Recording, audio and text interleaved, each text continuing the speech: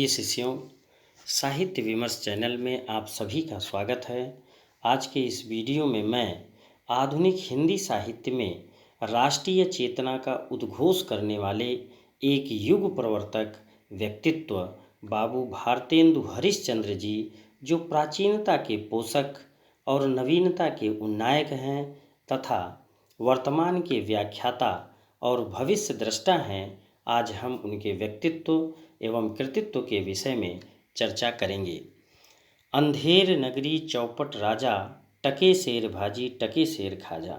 अंधेर नगरी चौपट राजा, टके शेर भाजी टके शेर खाजा। जी हाँ, इस बात को पूरी ईमानदारी, गंभीरता और साहस के साथ रखने वाले भारतेंदु हरिश्चंद्र जी सांस्कृतिक नवजागरण के प्रणेता थे। भारतीय धर्म, दर्शन, अध्यात्म और संस्कृति के अमर गायक थे और राष्ट्रीयता के प्रबल समर्थक और अंग्रेजों के औपनिवेशिक मानसिकता के घोर विरोधी थे। आज इस वीडियो के माध्यम से हम उनके जीवन से संबंधित घटनाओं का विश्लेषण करेंगे, लेकिन उससे पहले उनका संक्षिप्त जीवन परिचय हम देना चाहेंगे। आधुनिक हिंदी गद्य के जनक माने जाने वाले भारतेंदु हरिश्चंद्र जी का जन्म 1850 ईस्वी में काशी के एक सुप्रसिद्ध एवं समृद्ध वैश्य परिवार में हुआ था। इनके पिता सेठ श्री गोपाल चंद्र दास, वो गिरधर दास उपनाम से ब्रज भाषा में कविता लिखा करते थे। 10 वर्ष की अवस्था में ही माता पिता के सुख से वंचित हो जाने के कारण भारतेंदु जी की शादी 13 वर्ष की अल्पायु में ही मन्नू देवी से कर दी गई। आरंभिक शिक्षा इनकी घर पर हुई। इन्होंने हिंदी, उर्दू, बांग्ला, अंग्रेजी का अध्ययन किया। काशी के क्वींस कॉलेज में प्रवेश लेने के बावजूद इनका मन अध्ययन की जगह काव्य रचना में ही लगा रहा और काव्य रचना के अतिरिक्त भी इनकी जो रुचि थी सबसे ज़्यादा यात्राओं में थी। भारतेंदु जी उदार एवं दानी प्रकृति के व्यक्ति थे। अत्यधिक उदारता के कारण ही जो इनकी आर्थिक स्थिति थी वो खराब हो गई और वे ऋणग्रस्त हो गए।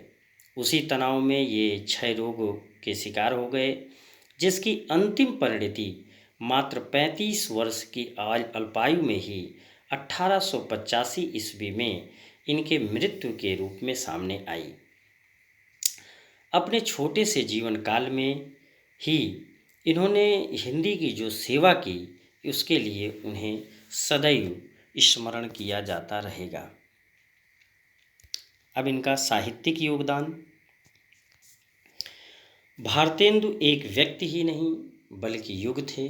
वे अपने युग की संपूर्ण चेतना के केंद्र बिंदु थे। भारतेंदु जी जब 1868 ईस्वी में कवि वचन सुधा नामक पत्रिका का संपादन प्रारंभ किया, इसके 5 वर्ष पश्चात ही 1873 ईस्वी में इन्होंने हरिश्चंद्र मैगजीन का संपादन किया। यानी 1868 ईस्वी में कवि वचन सुधा और 1873 में हरिश्चंद्र मैगजीन का संपादन प्रारंभ किया। यह हरिश्चंद्र मैगजीन केवल 8 अंकों के बाद ही इस पत्रिका का नाम हरिश्चंद्र पत्रिका हो गया। वस्तुतः हिंदी गद्य को एक नया रूप प्रदान करने का श्रेय इसी पत्रिका को प्राप्त है। संस्कृत, उर्दू, फारसी कठिन शब्दों की जगह सरल एवं प्रचलित शब्दों के प्रयोग ने हिंदी को जनमानस से जोड़ने में सहायता प्रदान की। भारतेंदु अपने समकालीन रचनाकारों के नेता थे। इनके इर्द गिर्द एक ऐसी मंडली तैयार हो गई थी जो हिंदी को एक नई चाल में ढालने के लिए कृत संकल्प थी। इसीलिए 1873 ईस्वी में जब इनकी पत्रिका प्रकाशित होती है तो उन्होंने उनमें लिखा था कि हिंदी नई चाल में ढली। भारतेंदु जी अपनी मंडली के लिए न केवल मार्गदर्शक थे बल्कि उनकी भाषा और साहित्यिक सोच को भी परिष्कृत करते थे। भारतेंदु ने अपने सामाजिक राजनीतिक चेतना को राष्ट्रीयता के साथ मिलाकर एक नवीन चेतना उत्पन्न की, जिसे सभी समकालीन लेखक अपना आदर्श मानने लगे। अब इनकी कृतियाँ 5 रूपों में देखी जा सकती हैं। पहला नाटक, दूसरा निबंध संग्रह, तीसरा इतिहास, चौथा यात्रा वृत्तांत और पांचवा जीवनी। अब एक एक रूप का, एक एक विधा का हम चर्चा करेंगे। सबसे पहले नाटक। नाटक 2 प्रकार के हैं, एक मौलिक और दूसरा अनूदित। मौलिक नाटकों में 8 प्रकार के नाटक इनके आते हैं। जो सबसे पहला है सत्य हरिश्चंद्र, दूसरा नील देवी, तीसरा भारत दुर्दशा, चौथा अंधेर नगरी और पांचवा वैदिकी हिंसा हिंसा न भवति, छठवां विशस्य विषमौषधम, सातवां सती प्रताप और आठवां प्रेम जोगनी। अब उसके आगे अनूदित नाटक। अनूदित नाटकों में 7 प्रकार के नाटक हैं। पहला मुद्रा राक्षस, दूसरा रत्नावली, तीसरा विद्या सुंदर, चौथा भरत जननी, पांचवा पाखंड विडंबन और छठवां कर्पूर मंजरी तथा सातवां दुर्लभ बंधु। अब इनके निबंध संग्रह। निबंध संग्रह 5 प्रकार के हैं। पहला सुलोचना, दूसरा परिहास वंचक, तीसरा मदालसा, चौथा दिल्ली दरबार दर्पण और पांचवा लीलावती। अब इतिहास ग्रंथ। कुछ इतिहास ग्रंथ इन्होंने लिखे हैं जो 3 हैं। सबसे पहला कश्मीर कुसुम, दूसरा महाराष्ट्र देश का इतिहास, तीसरा अग्रवालों की उत्पत्ति। अब इसके अलावा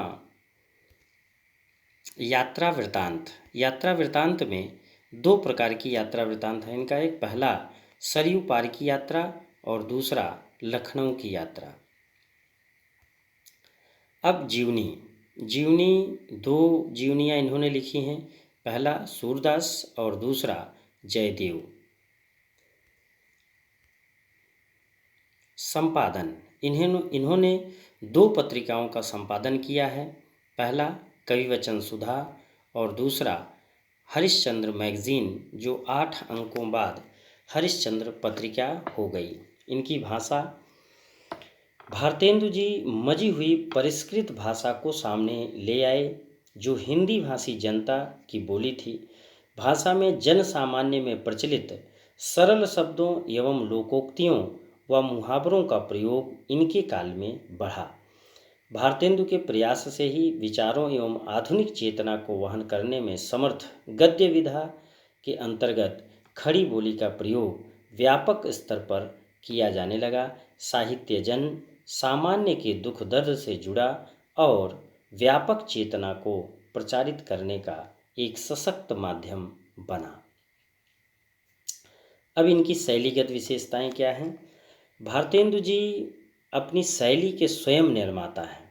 उनकी शैली पर उनके व्यक्तित्व की स्पष्ट छाप नज़र आती है। विविध प्रकार की रचनाओं में भारतेंदु जी की जो भाषा शैली है विभिन्न रूप लेती है। कहीं वर्णनात्मक, कहीं संस्मरणात्मक, कहीं भावात्मक तो कहीं विवरणात्मक हो गई है। कहीं कहीं इनके निबंधों, नाटकों आदि में हास्य व्यंग्यात्मक शैली के भी दर्शन होते हैं। इसके अतिरिक्त इनके निबंधों में शोध शैली, भाषण शैली, प्रदर्शन शैली, कथा शैली आदि के भी रूप मिलते हैं। अब हिंदी साहित्य में इनका क्या स्थान है? भारतेंदु हरिश्चंद्र को हिंदी साहित्य जगत में भारतेंदु युग का निर्माणकर्ता कहा जाता है।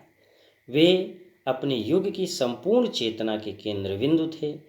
इनके संपूर्ण साहित्य में भारतीय संस्कृति के प्रति अगाध प्रेम झलकता है। हिंदी गद्य के जन्म और विकास की दृष्टि से उनका साहित्य में महत्वपूर्ण योगदान रहा है। इस प्रकार से भारतेंदु हरिश्चंद्र का जीवन परिचय समाप्त होता है। धन्यवाद।